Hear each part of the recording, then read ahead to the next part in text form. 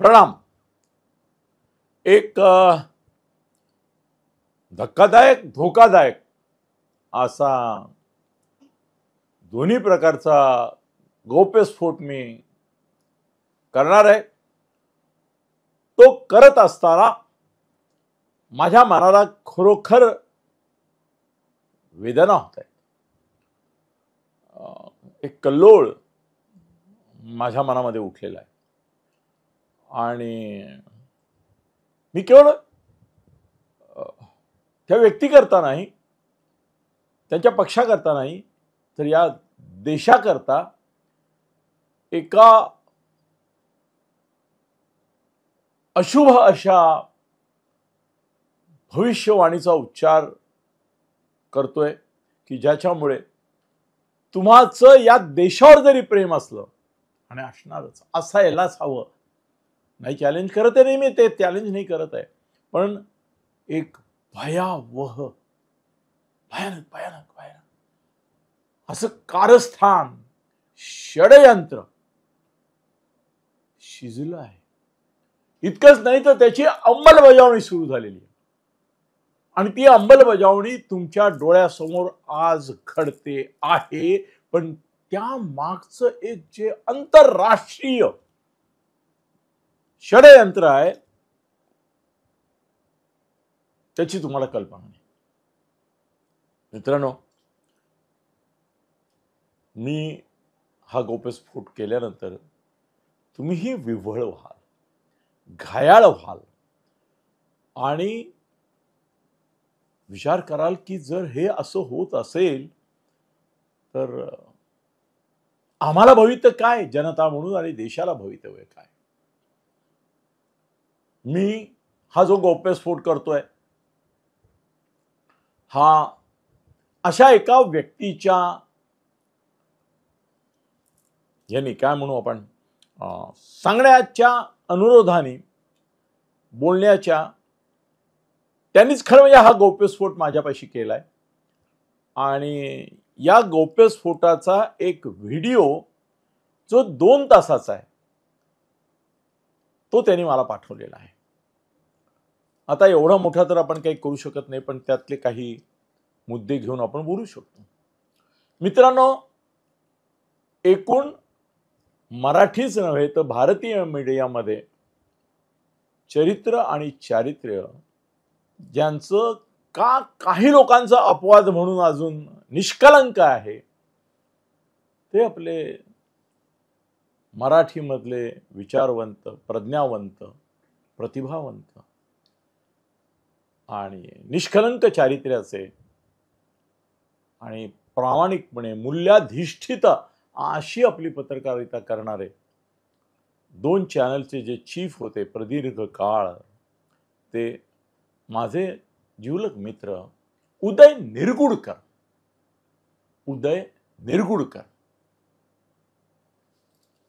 मी बघू शकतो की तुमच्या चेहऱ्यावर एक प्रकारचं विश्वास मी जे आता बोलतोय त्याच्या संदर्भात निर्माण झालेला आहे।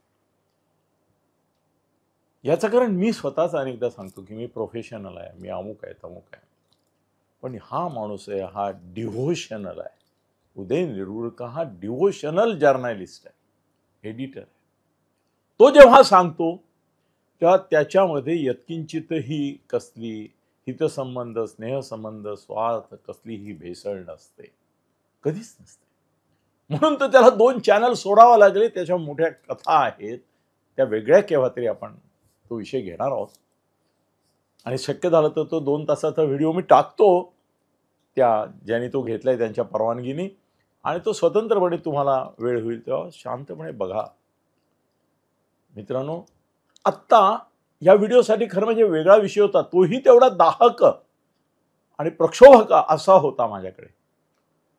त्याच्यावर कदाचित उद्या जर दुसऱ्या काही घटना घडल्या नाहीत तर मी त्याच्यावर व्हिडिओ करीन, आणि तो म्हणजे या बामणाला संपवा, याला सत्तेवरून काढा असा संदेश, आदेश एका मराठा नेत्याने दिलेला आहे। आणि त्याप्रमाणे एक महाराष्ट्रामध्ये मोठा उठाव हा देवेंद्र फडणवीसांविरुद्ध केला जाणार आहे. त्याचे काही तपशील मी तुमच्याशी शेअर करणार होतो. आणि अर्थातच नेहमीप्रमाणे ते या बामणाला हलवा असं कोणी सांगितलंय आणि त्याचं इम्प्लिमेंटेशन करण्यामध्ये कुठे कुठे कोण आहे तेही मी सांगणार नेहमीप्रमाणे तुमच्याशी नावं घेऊन. उद्या सांगेन, कदाचित परवा सांगेन काय विषय कसे येतात तसे. पण आजचा हा जो उदय निरगुडकरांनी सांगितलेला विषय आहे तो बेचैन करतोय मला दुसरं काही सुचत नाही बोलायला. उदय निरगुडकरांनी सांगितलेले मुद्दे मी तुमच्या समोर मांडतोय, त्यांच्या हवाल्याने मांडतोय. त्या माणसावर माझाही विश्वास आहे. आत्तापर्यंत इतक्या संपादकांशी, इतक्या राजकीय नेत्यांशी यांच्याशी माझं सुसंवाद विसंवाद सगळं झालाय. पण जो माणूस कधी माझ्याशी सोडा कोणाशीच खोटं बोलला नाही, वाईटपणा घेतला, त्याच्याकरता चॅनल सोडावे लागले, पण आपलं ब्रीद सोडलं नाही ज्यांनी, त्या उदय निरगुडकरांनी मला सांगितलेल्या काही गोष्टी मी आता तुमच्यासमोर मांडतोय. उदय निरगुडकरांनी मला असं सांगितलं की मोदींचं सरकार पुढल्या 3 ते 6 महिन्याच्या पाडायचं असा निर्णय अमेरिकेचे अध्यक्ष डोनाल्ड ट्रम्प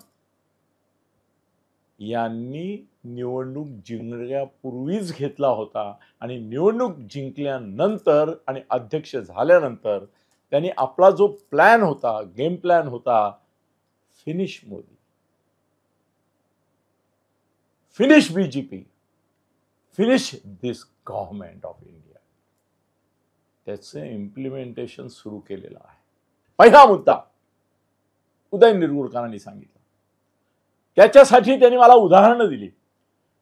ते म्हणाले, अनिलजी विचार करा तुम्ही, बांगलादेशमध्ये शेख हसीनाला पळ काढावा लागला, तिचं घरदार उद्ध्वस्त केलं गेलं, लुटलं गेलं, अंतर्वस्त्र कपाटातून काढून टांगली गेली आणि आंतरराष्ट्रीय मीडियाने ती दाखवली आणि तिच्या स्थैर्याबाबत कसलीही शंका नसताना अवघ्या 15 दिवसात तिच्यावर हल्ला करून तुकडे करण्यापर्यंत, जसं मुजीबुर रहमानांचं अंत झाला तसा तिचा अंत घडवण्याचं कारस्थान शिजलं आणि मोहम्मद युनूस सारखा माणूस मध्ये घेऊन हे साध्य केलं गेलं. ते म्हणजे तुम्हाला वाटलं होतं का शेख हसीना संदर्भात असं होईल, पण केलं. ते म्हणाले, म्यानमारमध्ये देखील आता लष्करी झुंटा जो काम करतोय तिथे त्यांनाही भारताविरुद्ध ते कारवाई करण्याकरता म्हणजे काय काय करतायत बघा. मोदी सरकार कसं हटवण्याचा त्यांचा षडयंत्र आहे ते मी सांगणार आहे तुम्हाला, जे उदय निरगुडकरांनी मला सांगितलं. पण तो मला उदाहरणं देत होता की भारताविरुद्धच्या कारस्थानाचे किती किती प्रकारे काय काय चाललंय. तो म्हणाला, म्यानमारमध्येही जे सरकार आहे ते लष्कराचं आहे. त्या जी स्वातंत्र्य देवता होती त्यांची किम सू, काय मला आता या क्षणाला नाव आठवत नाही, तिचं सरकार जे अधिकृतपणे प्रचंड बहुमताने निवडून आलं होतं ते उलथवून पाडून लष्कराच्या ताब्यात देण्याचं कामही CIA आणि अमेरिकेने केलं. नेपाळमध्ये आजही अमेरिका हस्तक्षेप करतेय आणि तिथेही राजाला परत आणा म्हणून जे आंदोलन सुरू झालेलं आहे की आम्हाला पंतप्रधान, लोकशाही वगैरे सगळं ठीक आहे, पण आम्हाला राजा परत पाहिजे. तो राजा तिथे बसवण्यासाठी परत नेपाळमध्ये अशांतता निर्माण करणं, दंगली घडवणं वगैरे जे काय चालू आहे. तुम्ही बातम्या पाहत असाल मित्रांनो, तर मी जे सांगतोय सगळं ते तुम्ही म्हणाल की हो हो हो, नेपाळमध्ये राजेशाही परत आणा म्हणून आंदोलन चालू आहे, हिंसक झालेलं आहे. तो राजा आणण्याचं कारस्थान CIA आणि अमेरिकेचं. पाकिस्तानमध्ये तर त्यांची जे अधिकृत म्हणजे इम्रानला तर घालवणं ते क्रिएल कट ह्याचाच कट होता त्यावेळच्या अमेरिकन प्रशासनाचा, जे याच्या आधी होते. म्हणजे अमेरिका म्हणूनच ही भूमिका आहे, भारताला सार्वभौमत्वावर त्याच्या हल्ला चढवा, स्वातंत्र्यावर हल्ला चढवा. सरकार जे तिथलं 2014 पासून आहे, जे मजबूत आहे, जे हिंदुत्ववादी आहे, त्याला हटवायचं आहे. पाकिस्तानात काय राहिलंय पंतप्रधानाची इज्जत? मुनीरच आहे सर्व कुछ. अरे पंतप्रधानाला अमेरिकेत नाही बोलवत आणि दोनदा तीनदा अमेरिकेमध्ये मुनीर जातो. मुनीर खातर ट्रम्प सगळ्या गोष्टी करतो. पाकिस्तानला वगळतो टॅरिफ मधून सुद्धा, स्पेशल सुविधा घेतो आणि पाकिस्तान उद्या अशा अवस्थेत येईल अशी गॅरंटी आम्ही घेतो की जगाला तेल पुरवणारा देश, भारताला सकट सगळ्यांना पुरवणारा देश पाकिस्तान होईल. मुनीर क्रांती झाली आहे. आता हे नामदारी उरलंय तिथलं सरकार. हे कुणी केलं? तिथलं जे ऑफिशियल सरकार होतं ते कुणी घालवलं? त्या अमेरिकेने घालवलं आणि मुनीर हाच आता त्या देशाचा लष्करशहा आहे. श्रीलंका, जसं मी सांगितलं की 71 साली ज्यांनी बलिदान केलं त्या बांगलादेशी स्वातंत्र्य सैनिकांच्या मुलांना रिझर्वेशन द्यायचं किंवा नाही हा प्रश्न इतका छोटा होता की 100 मुलांना निवडलं तर त्यातली 2 किंवा 1 मुलगा हा बांगलादेशी स्वातंत्र्य सैनिकांसाठी होता आणि वर्षानुवर्ष ते चालू होतं. कोर्टाने निर्णय दिला, परत कोर्ट ही अमेरिका खरेदी केलं तिथलं, त्यांनी निर्णय दिला हे रद्द करा. मग परत सरकार म्हणाला नाही, त्यांनी स्वातंत्र्य मिळवून दिले आपल्याला, करा. त्याच्यातून उठलेल्या चिंगारीमधून एवढा वणवा पेटवला अमेरिकेने की हसीनाला जीव घेऊन पळावं लागलं. आणि आपल्या इथले काही करंट कर्मदरिद्री, त्यांच्याबद्दल बोलणार नाही मी पुढल्या भागामध्ये, असा प्रश्न विचारतायत की आपण बांगलादेशींविरुद्ध मोहीम चालवतोय तर शेख हसीना बांगलादेशी असून आपल्या देशात कशी? हा प्रश्न विचारण्यापर्यंत मजल गेली आहे. श्रीलंका, श्रीलंकेमधला मुद्दा तर इतका छोटा होता की जसं इथे सांगितलं की रिझर्वेशनचा, तिथे सरकारने असं सांगितलं की आपली स्थानिक बीज जी आहेत कृषी याच्यात आपण वापरतो ती, त्याच्यामुळे 2 गोष्टी होत आहेत. एक तर उत्पन्न त्या प्रमाणात आपल्याला मिळत नाहीये आणि दुसरं वेगवेगळ्या प्रकारच्या त्याला आपण त्याच्यावर रोग पडला म्हणतो, त्या रोगांचा प्रादुर्भाव इतका वाढलाय की आपलं निम्म्याहून अधिक धान्य हे वाया जात आहे. तर त्याच्याऐवजी सरकार तुम्हाला बीज देईल, हायब्रिड बीज देईल, ते इम्पोर्टेड असेल पण ते आम्ही तुम्हाला फुकट देऊ, तुम्ही ते पेरा आणि अधिक धान्य द्या, अधिक सुरक्षित असं ते धान्य राहील, त्याला कीड किंवा हे लागण्याचे प्रश्न राहणार नाही.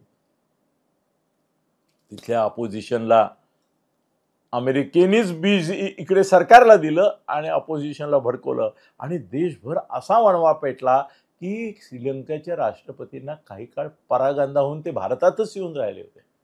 कोणाला कळू दिलं नव्हतं, पण ते त्यांच्या जेव्हा ह्याच्यावर हल्ला झाला अध्यक्ष आणि पंतप्रधान तिथल्या संदर्भामध्ये, त्यावेळेला ते तिथे नव्हते, ते भारतात येऊन राहिले होते कारण त्यांच्या जीवाला धोका होता.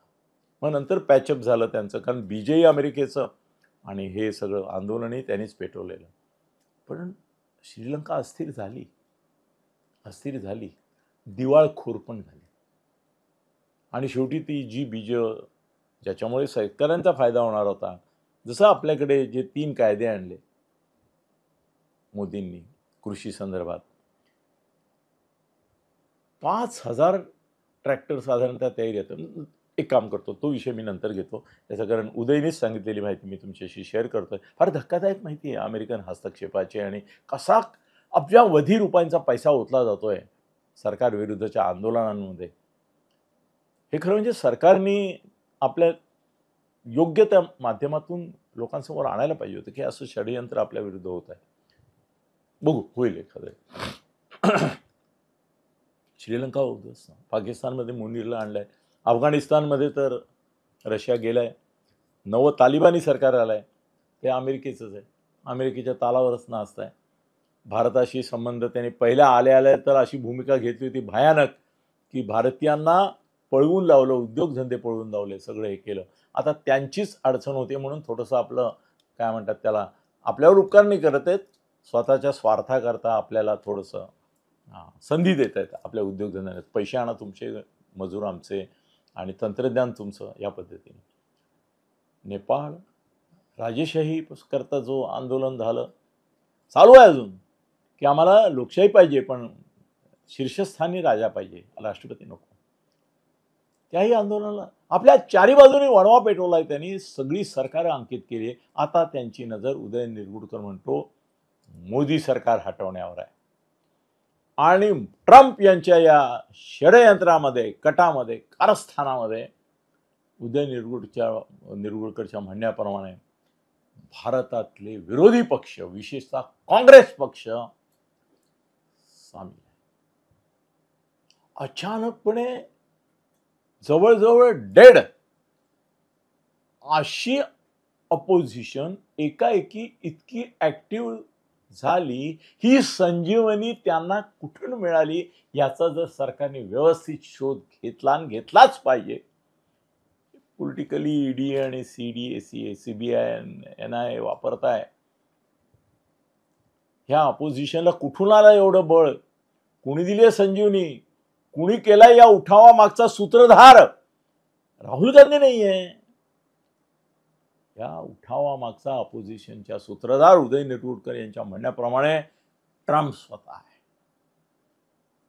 एकीकडे टेरिफ ब्रीफची आपण चर्चा करत बसलोय आणि इकडे सरकार उलथवण्याचं कारस्थान चालू आहे.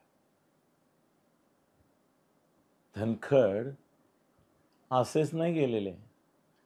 आणि आमचा संजय म्हणतो की धनखड कुठेच दाखवत नाही, तर आम्ही हे PS ते काय करतात ते हे करू, याचिका करू की त्यांना दाखवा.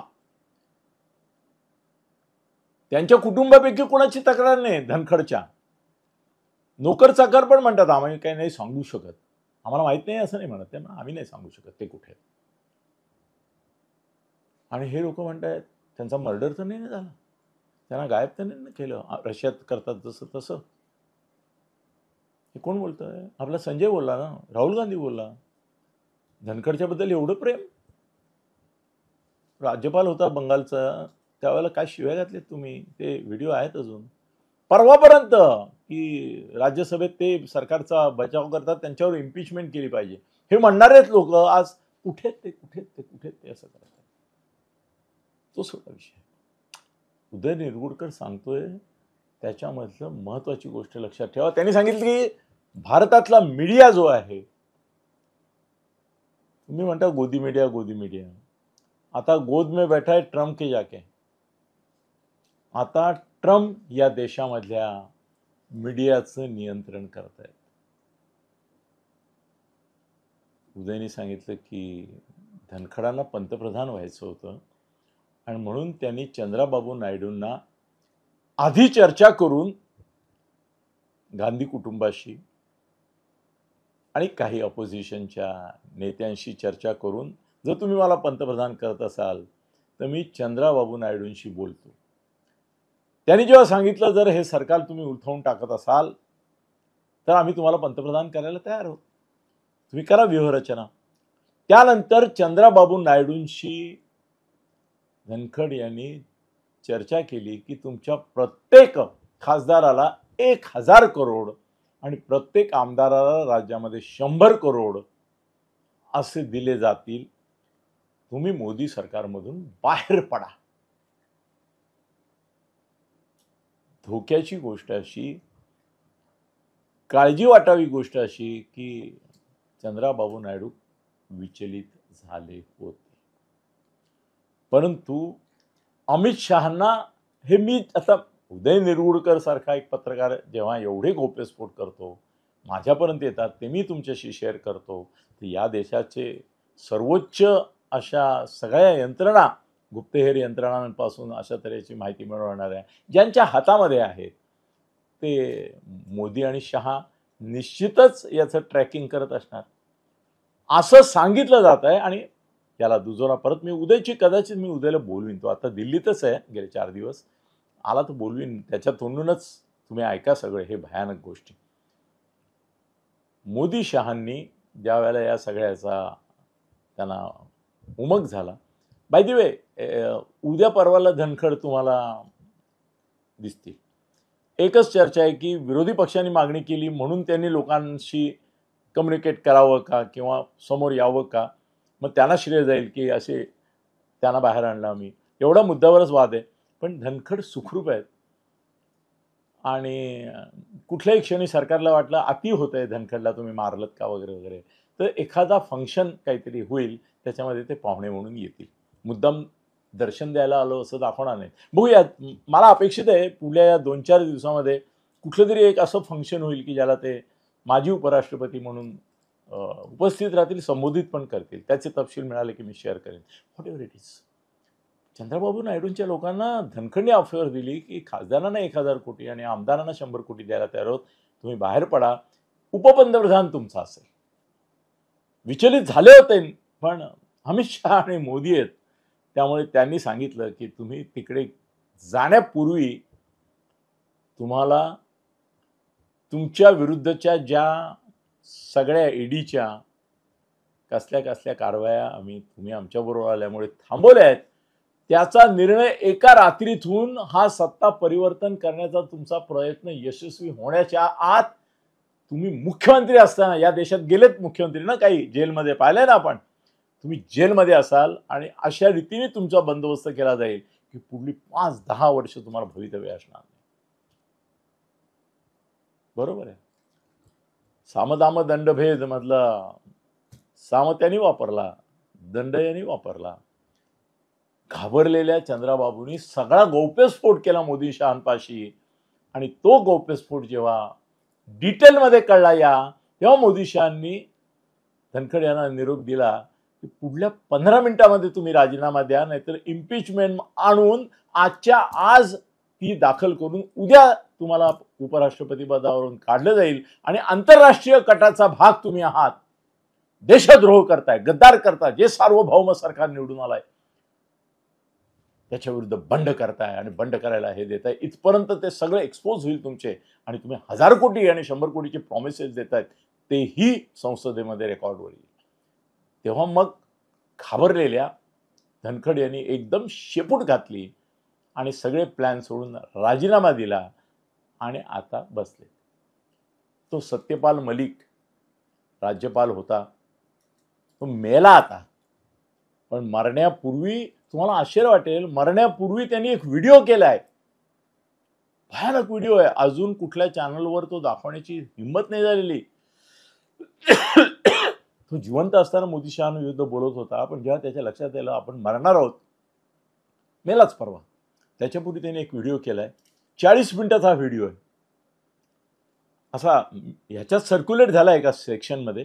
खरं म्हणजे तो कुठल्याही क्षणी टीव्हीवर यायला पाहिजे, पण तो मला वाटतं कदाचित नितीश कुमार दाखवू शकेल तो व्हिडिओ, बाकी कोणी दाखवतील का नाही माहित नाही. त्याच्यापर्यंत पोहोचला तर तो दाखवेल. हाहाकार. अरे मोदी शहा सरकारवर कोणी नाही केले एवढे आरोप, सगळ्या प्रकारचे ए टू झेड. लक्षात घ्या काय असेल ते करून सत्यपाल मलिक मेलाय. त्याची मृत्यूपूर्वची जवानी. सत्यपाल मलिकच्या वाटेने धनखड निघाला होता, उपराष्ट्रपती निघाले होते, हा ठीक आहे, उपराष्ट्रपती. दुसरी गोष्ट, उदय निरगुडकरच्या म्हणण्याप्रमाणे हा डाव फसला असला तरी आज राहुल गांधी हा ट्रम्पच्या हातातलं बपेट आहे. आंतरराष्ट्रीय पातळीवर मोदींची इज्जत घालवायची, या सरकारची बेआबरू करायची, हे सरकारला एक्सपोज करायचं, ते कसं लाचार होत आहे हे दाखवून द्यायचं. अद्याप बाणेदारपणाने मोदी वागतायत. त्यांनी ट्रम्पच्या विरोधात असलेल्या रशिया आणि चीनची जी हातमिळवणी केली आहे, त्यावेळेला हा राहुल गांधी वारंवार चीनचे संबंध तुमचे पाकिस्तान इतकेच बिघडलेले पाहिजेत, चीनला जाब विचारा, ट्रम्पला पण जाब विचारा. का सांगतो तो की आगीत तेल ओतता यावं म्हणून. लक्षात घ्या, ह्याला चीनचा पुळका नाही आणि ट्रम्पचा पण नाही. आलाय ना,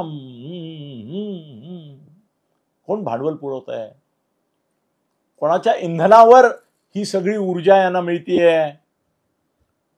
जे असे पडले होते ते उठून कसे बसले आणि थोड्याच दिवसात उठून आपण दिल्लीच्या खुर्चीच्या दिशेने धावण्याची स्वप्न पाहतायत.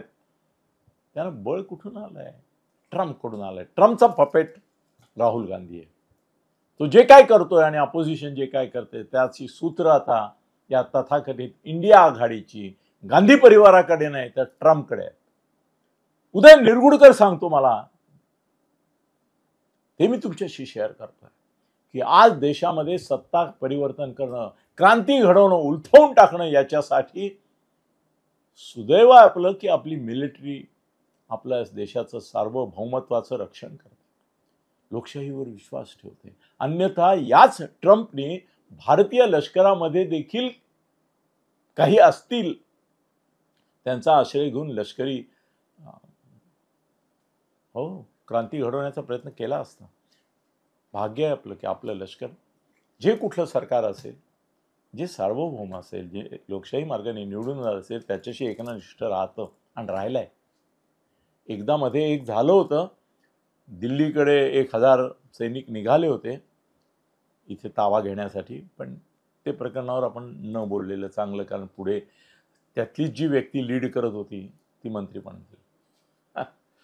असो, तो विषय वेगळा. पण मीडियावर कब्जा केलाय ट्रम्पच्या लोकांनी इनडायरेक्टली, असंच परत पैसे ओतून. बघा ना मीडिया, तुम्ही गोदी मीडिया म्हणत होता, आज कुठे मोदी मीडिया आणि गोदी मीडिया राहिलाय. सगळे तुटून पडले. काय की जे पाळीव कुत्रे होते, होता गोदी मीडिया, मान्य करतो मी, अजिबात नाही करणार, नाहीच करणार. तो सगळा गोदी मीडिया ते रुमॅटिझम म्हणजे संधिवात होतो त्याचं असं सांगतात की आपल्याच पांढऱ्या पेशी शरीरातल्या आपल्याच गुडघ्यावर आणि सांध्यांवर ज्या वेळेला हल्ला करतात त्यावेळेला त्याला संधिवात असं म्हणतात, रुमॅटिझम. आपल्याच मीडियानी, गोदी मीडियानी संधिवातासारखं केलंय रुमॅटिझम. या पांढऱ्या पेशी ज्या पोचल्या, हो ठीक आहे मोदींनी पोचल्या, कबूल, वाढवल्या. 90% मीडिया हा अंबानी आणि अदानींनी वाटून घेतलेला आहे, 10%च नाहीये. पण आश्चर्य असं की अदानी आणि अंबानी त्यांच्या संदर्भात मी काही बोलू इच्छित नाही आता. उद्याला हवं तर तो आल्यावर बोलील तुमच्याशी. पण त्यांचा मीडिया ही मोदींच्या विरुद्ध नाहीये, पण मोदींच्या बाजूने आता राहिला नाही, हे सुद्धा चिंताजनक आहे. म्हणजे राहुल गांधी पटवला, राजीव गांधीला विकत घेतला, तसं अदानी अंबानींच्या संदर्भात तर ट्रम्प काही खेळ खेळत नाहीये. कारण ट्रम्पच्या हातामध्ये अदानींचे अदानींवर ते हे करू शकतात, त्यांना ब्लॅकमेल करू शकतात. अशा काही गोष्टी आहेत, माहिती आहेत तुम्हाला, त्या आलेल्या आहेत पेपरमध्ये. त्यामुळे मीडिया देखील मोदींच्या विरुद्ध जाताना तुम्हाला दिसेल कशाला, दिसतोय. थोडं अलिप्तपणाचा आव आणतायत पैसे खाल्लेत म्हणून, पण बाजू हळूहळू त्यांना हायलाईट करायला सुरुवात केली आहे. एक मोठं षडयंत्र मोदींविरुद्ध आहे. आणि उदय निरुगरकरनी जी भीती व्यक्त केली आहे ती तुमच्याशी मी शेअर करतो. पुढल्या 3 ते 4 महिन्यामध्ये मोदी सरकार उलथवून लावण्याकरता एकीकडे अराजक सदृश्य स्थिती निर्माण करायची, अराजक सदृश्य, जिकडे तिकडे दंगली वगैरे असं. ट्रम्पच्या हस्तक्षेपाचा सगळ्यात मोठा पुरावा तुम्हाला तेव्हा मिळणार आहे, किंवा ती सिद्ध होईल असं म्हणून मिळणार आहे म्हणण्यापेक्षा, जेव्हा बिहारमधली निवडणूक एनडीए हरणार आहे. बिहारमधली निवडणूक हरल्यानंतर मोदी आणि शहांचं सरकार, भाजपचं एनडीएचं सरकार हे फार तर 2-3 महिने टिकेल. बिहारच्या निवडणुकीमध्ये ट्रम्प त्यांची शक्ती लावणार आहे. काय विचित्र विधान करायची वेळ आली बघा. बिहारची निवडणूक कुठल्याही परिस्थितीत एनडीएने किंवा भाजपने किंवा नितीश कुमार आणि मोदींनी जिंकता कामा नये यासाठी ट्रम्प सक्रिय आहेत. अरे ज्यांनी श्रीलंका उलथवली, ज्यांनी नेपाळ उलथवला, त्यांनी म्यानमार उलथवला, बांगलादेशमध्ये क्रांती घडून आली, पाकिस्तानमधला मुनीरच ताब्यात घेतला, ते आता भारताच्या मागे हात धुवून लागले ट्रम्प. आणि ट्रम्प यांचं पहिलं उद्दिष्ट हे टॅरिफ ब्रीफ सोडा, मोदी आणि शहांना हटवणं हे आहे. आणि पहिली त्याची प्रयोगशाळा सुरू आहे, प्रयोग चालू झालाय. पहिली त्याची आपल्याला पुरावा जाहीरपणे मिळणार ज्याच्यामुळे मोदी आणि शहा सरकार धोक्यात येणार, तो म्हणजे बिहारमध्ये पराभव. बिहारमध्ये पराभव झाल्यानंतर मोदी आणि शहा सरकार उदय निरगुडकरच्या म्हणण्याप्रमाणे 2-4 महिन्यापेक्षा जास्त टिकणार नाही. भयानक. आणखीन काय शेअर करू, मी उदयला बोलवतो, त्याची ती मुलाखती बघतो काय करायचं. धन्यवाद. फेसबुक आणि यूट्यूब चॅनल अनिल गगनभेदी थत्ते यांच्यातर्फे हार्दिक शुभेच्छा, अभिनंदन आणि अभिवादन.